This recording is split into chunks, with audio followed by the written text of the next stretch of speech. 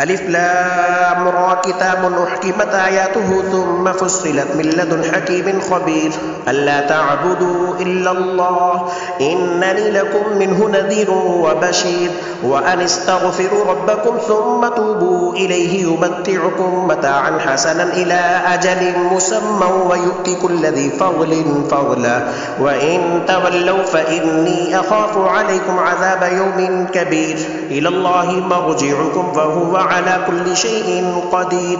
ألا إنهم يثنون صدورهم ليستخفوا منه ألا حين يستغشون ثيابهم يعلم ما يسرون وما يعلنون إنه عليم بذات الصدور وما من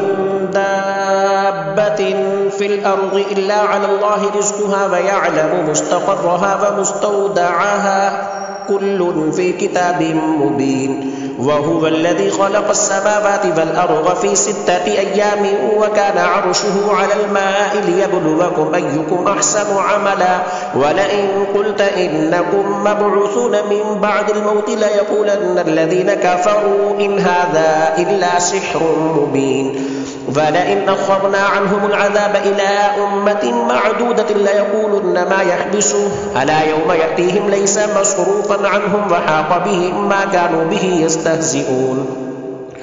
ولئن أذقنا الإنسان منا رحمة ثم نزعناها منه إنه ليئوس كفور ولئن أذقناه نعماء بعد ضراء مسته ليقولن ذهب السيئات عني إنه لفرح فخور إلا الذين صبروا وعملوا الصالحات أولئك لهم مغفرة وأجر كبير فلعلك تارك بعض ما يوحى إليك وضائق به صدرك أن يقولوا لولا أنزل عليه كنز أو جاء معه ملك إنما أنت نذير والله على كل شيء وكيل أم يقولون افتراه قل فأتوا بعشر سور مثله مفتريات وادعوا من استطعتم من دون الله إن كنتم صادقين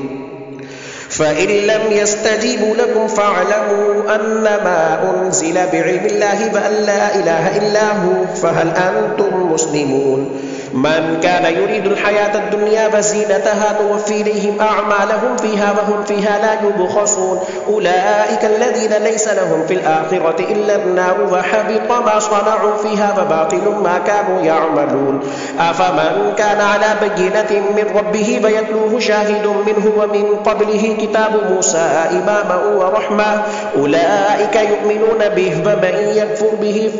ومن يكفر به من الأحزاب فالنار موعده فلا تك في مرية منه إنه الحق من ربك ولكن أكثر الناس لا يؤمنون ومن أظلم ممن افترى على الله كذبا أولئك يعرضون على ربهم ويقول الأشهاد هؤلاء الذين كذبوا على ربهم ألا لعنة الله على الظالمين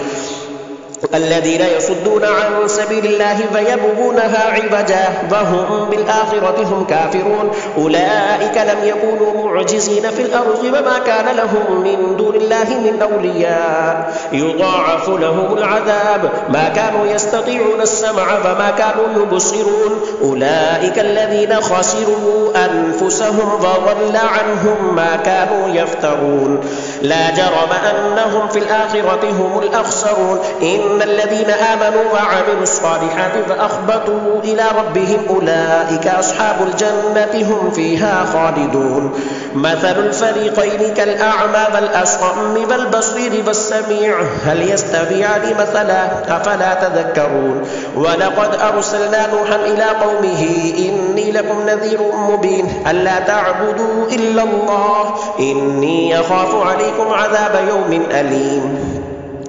فقال الملأ الذين كفروا من قومه ما نراك إلا بشرا مثلنا وما نراك اتبعك إلا الذين هم أراذلنا بادي الرأي وما نرى لكم علينا من فضل بل نظنكم كاذبين قال يا قوم أرأيتم إن كنت على بينة من ربي فآتاني رحمة من عنده فعميت عليكم أنلزمكموها وأنتم لها كارهون ويا قوم لا أسألكم عليه مالا إن أجري إلا على الله وما أنا بطارد الذين آمنوا إنهم ملاقو ربهم ولكني أراكم قوما تجهلون ويا قوم من ينصرني من الله إن طردتهم أفلا تذكرون ولا أقول لكم عندي خزائن الله فلا أعلم الغيب ولا أقول إني ملك ولا أقول للذين تزدري أعينكم لئن يؤتيهم الله خيرا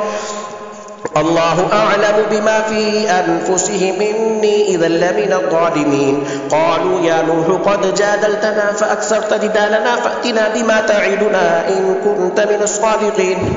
قال إنما يأتيكم به الله إن شاء فما أنتم بمعجزين ولا ينفعكم نصحي إن أردت أن أنصح لكم إن كان الله يريد أن يغويكم هو ربكم فإليه ترجعون أم يقولون افتراه قل إن افتريته فعلي إجرامي وأنا بريء مما تجرمون وأوحي إلى نوح أنه لن يؤمن من قومك إلا من قد آمن فلا تبتئس بما كانوا يفعلون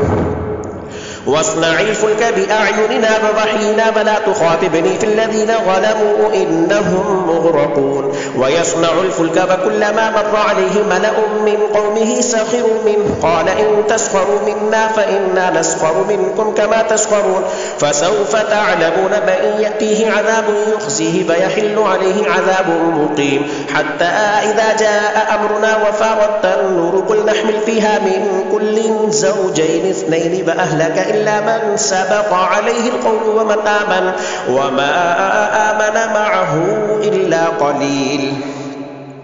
وقال اركبوا فيها بسم الله مجريها ومرساها إن ربي لغفور رحيم وهي تجري بهم في موج كالجبال ونادى نوح ابنه وكان في معزل يا بني اركب معنا ولا تكن مع الكافرين قال سآوي إلى جبل يعصمني من الماء قال لا عاصم اليوم من أمر الله إلا من رحم وحال بينهما الموج فكان من المغرقين وقيل يا أرض ابلعي ماءك ويا سماء أقلعي وغيض الماء وقضي الأمر واستوت على الجودي وقيل بعدا للقوم الظالمين ونادى نوح ربه فقال رب إن ابني من أهلي وإن وعدك الحق وأنت أحكم الحاكمين قال يا نوح إنه ليس من أهلك إنه عمل غير صالح فلا تسألني ما ليس لك به علم إني أعظك أن تكون من الجاهلين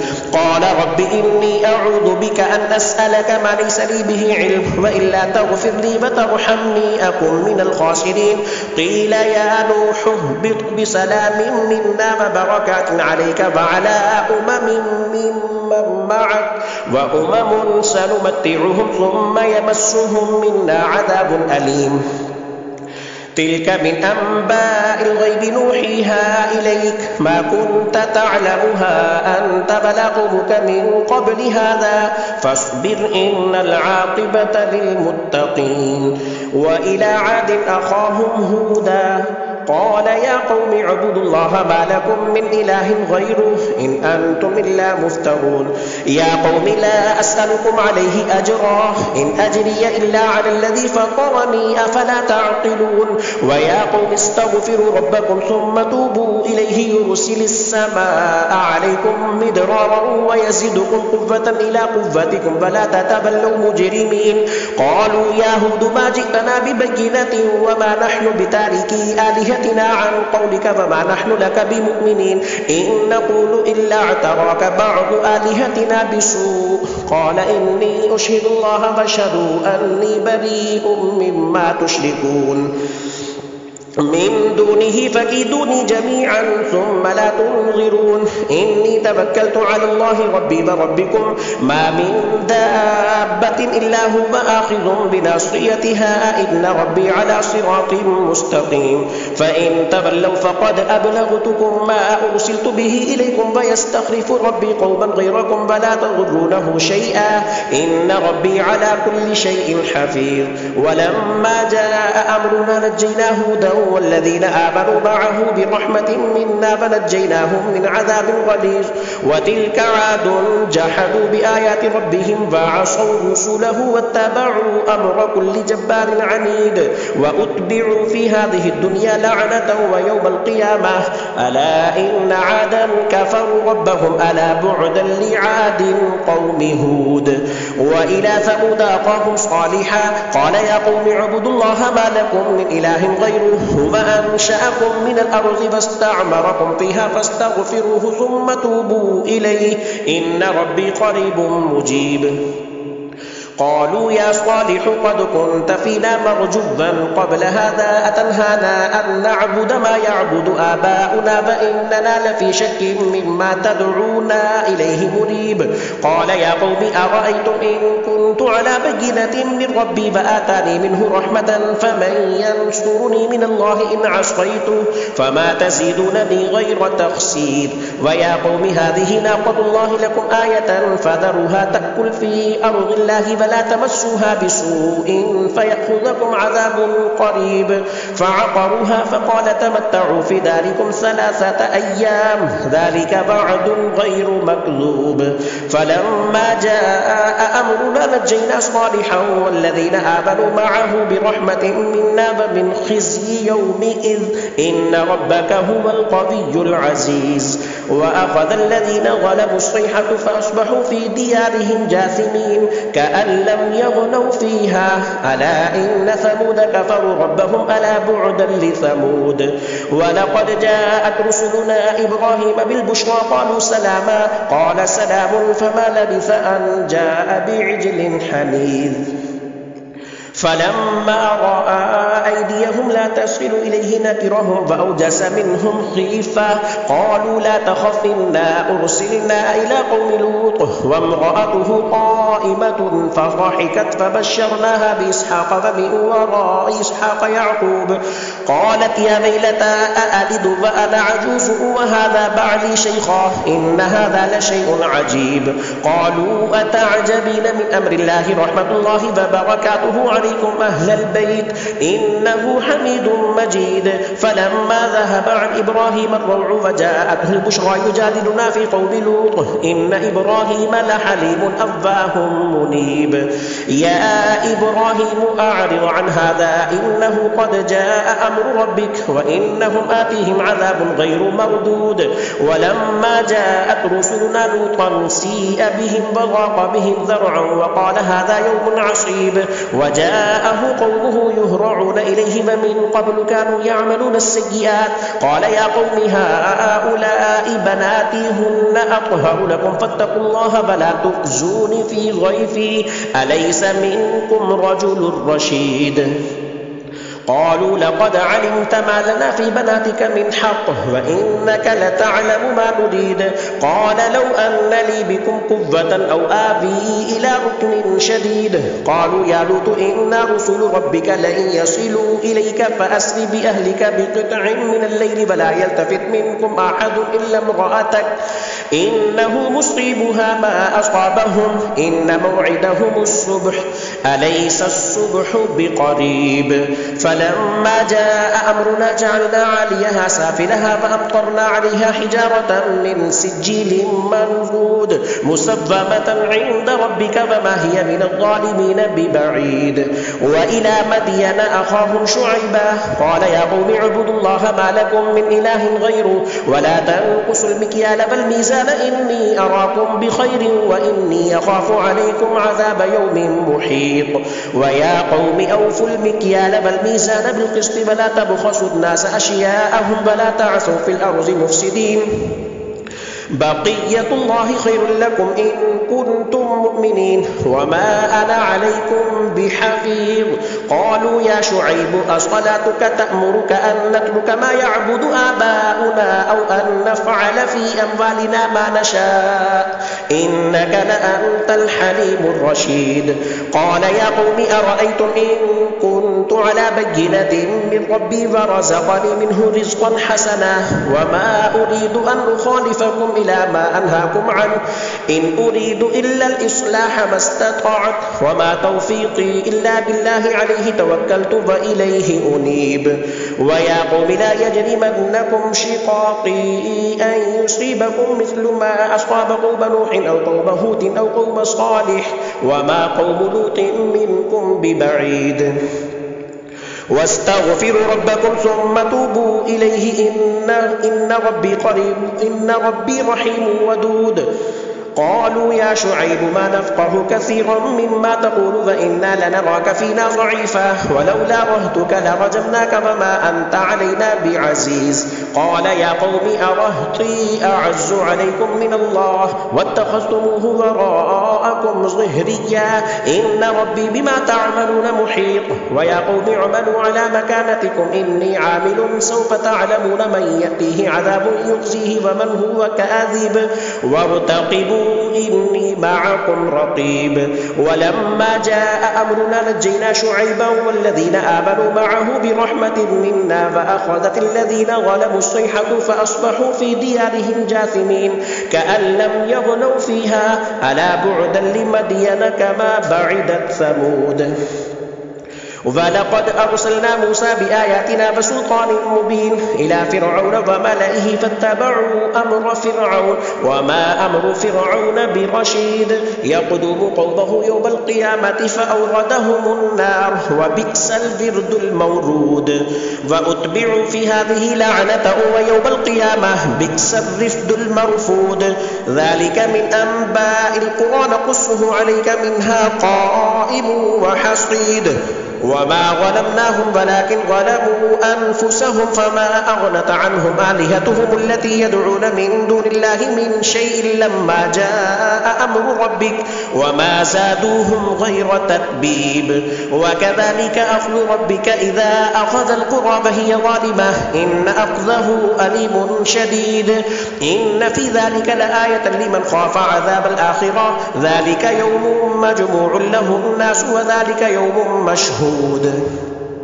وما نؤخره إلا لأجل معدود يوم يأتي لا تكلم نفس إلا بإذنه فمنهم شقي وسعيد. فأما الذين شقوا ففي النار لهم فيها زفير وشهيق خالدين فيها ما دامت السماوات والأرض إلا ما شاء ربك إن ربك فعال لما يريد. وأما الذين سعدوا ففي الجنة خالدين فيها ما دامت السماوات والأرض إلا ما شاء ربك عطاء غير مجذوذ. فلا تك في مرية مما يعبد هؤلاء ما يعبدون إلا كما يعبد آباؤهم من قبل وإنا لموفوهم نصيبهم غير منقوص. ولقد آتينا موسى الكتاب فاختلف فيه ولولا كلمة سبقت من ربك لقضي بينهم وإنهم لفي شك منه مريب. وإن كلا لما ليوفينهم ربك أعمالهم إنه بما يعملون خبير. فاستقم كما أمرت ومن تاب معك ولا تطغوا إنه بما تعملون بصير. ولا تركنوا إلى الذين ظلموا فتمسكم النار وما لكم من دون الله من أولياء ثم لا تنصرون. وأقم الصلاة طرفي النهار وزلفا من الليل إن الحسنات يذهبن السيئات ذلك ذكرى للذاكرين. واصبر فإن الله لا يضيع أجر المحسنين. فلولا كان من القرون من قبلكم أولو بقية ينهون عن الفساد في الأرض إلا قليلا ممن أنجينا منهم واتبع الذين ظلموا ما أترفوا فيه وكانوا مجرمين. وما كان ربك ليهلك القرى بظلم وأهلها مصلحون. ولو شاء ربك لجعل الناس أمة واحدة ولا يزالون مختلفين إلا من رحم ربك ولذلك خلقهم وتمت كلمة ربك لأملأن جهنم من الجنة والناس أجمعين. وكلا نقص عليك من أنباء الرسل ما نثبت به فؤادك وجاءك في هذه الحق وموعظة وذكرى للمؤمنين. وقل للذين لا يؤمنون اعملوا على مكانتكم إنا عاملون وانتظروا إنا منتظرون. ولله غيب السماوات والأرض وإليه يرجع الأمر كله فاعبده وتوكل عليه وما ربك بغافل عما تعملون. ألف لام را تلك آيات الكتاب المبين إنا أنزلناه قرآنا عربيا لعلكم تعقلون نحن نقص عليك أحسن القصص بما أوحينا إليك هذا القرآن وإن كنت من قبله لمن الغافلين إذ قال يوسف لأبيه يا أبت إني رأيت 11 كوكبا والشمس والقمر رأيتهم لي ساجدين قال يا بني لا تقصص رؤياك على إخوتك فيكيدوا لك كيدا إن الشيطان للإنسان عدو مبين وكذلك يجتبيك ربك فيعلمك من تأويل الأحاديث فيتم نعمته عليك وعلى آل يعقوب كما أتمها على آبويك من قبل إبراهيم وإسحاق إن ربك عليم حكيم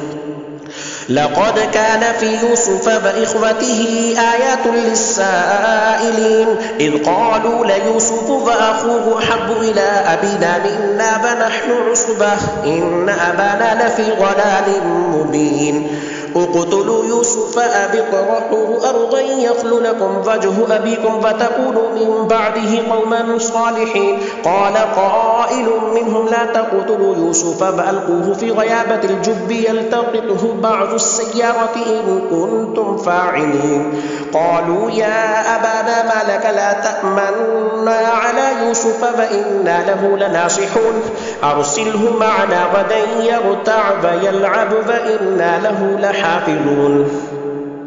قال إني ليحزنني أن تذهبوا به فأخاف أن يأكله الذئب وأنتم عنه غافلون قالوا لئن أكله الذئب ونحن عصبة إنا إذا لخاسرون فلما ذهبوا به فأجمعوا أن يجعلوه في غيابة الجب وأوحينا إليه لتنبئنهم بأمرهم هذا وهم لا يشعرون وجاءوا أباهم عشاء يبكون قالوا يا أبانا إنا ذهبنا نستبق وتركنا يوسف عند متاعنا فأكله الذئب وما أنت بمؤمن لنا ولو كنا صادقين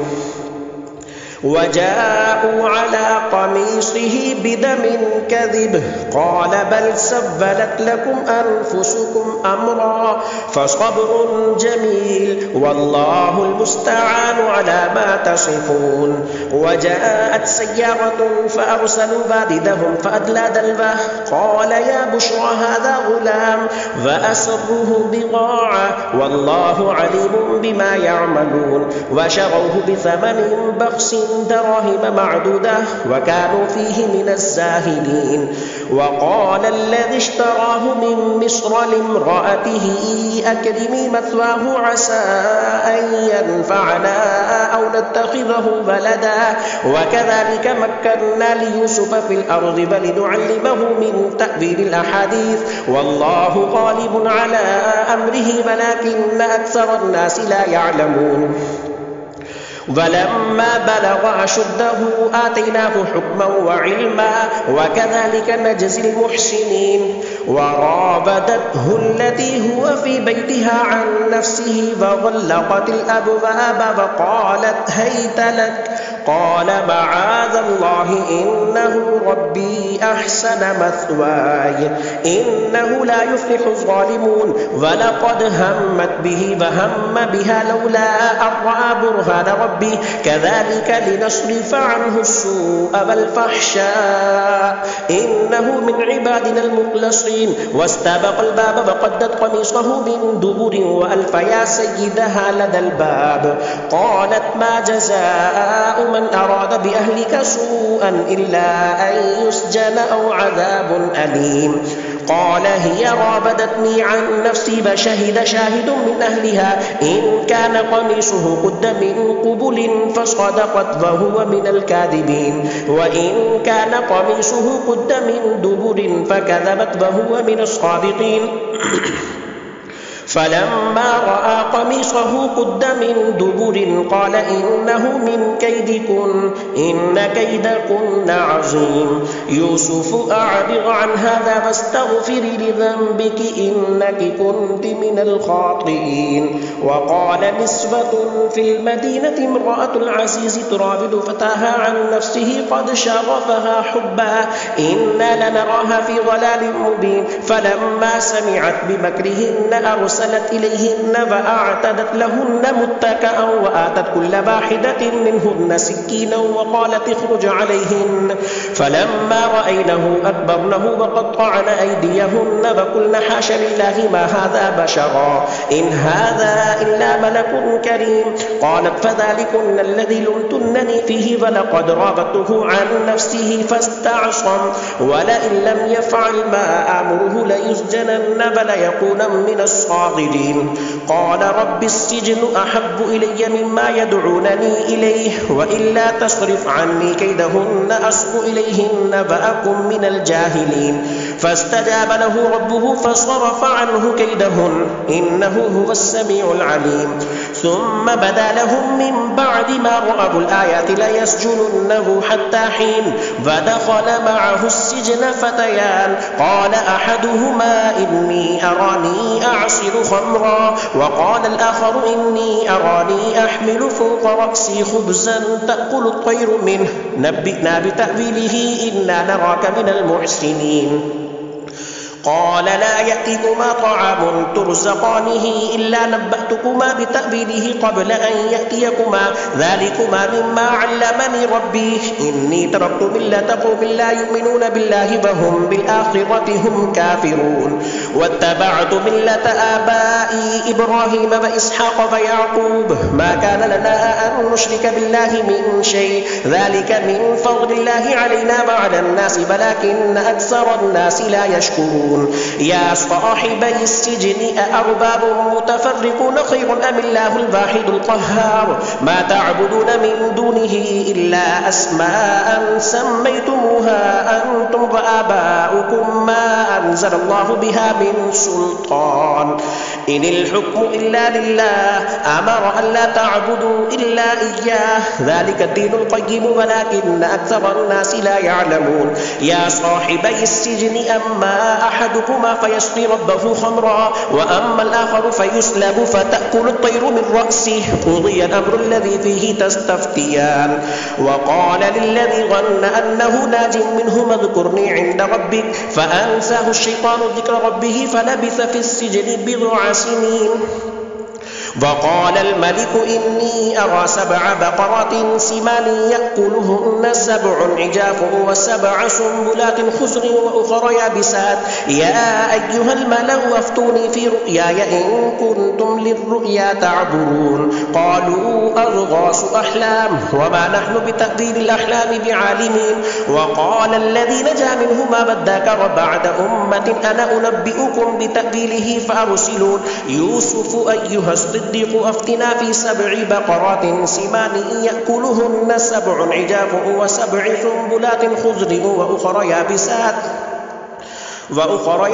لعلي أرجع إلى الناس لعلهم يعلمون قال تزرعون 7 سنين دأبا فما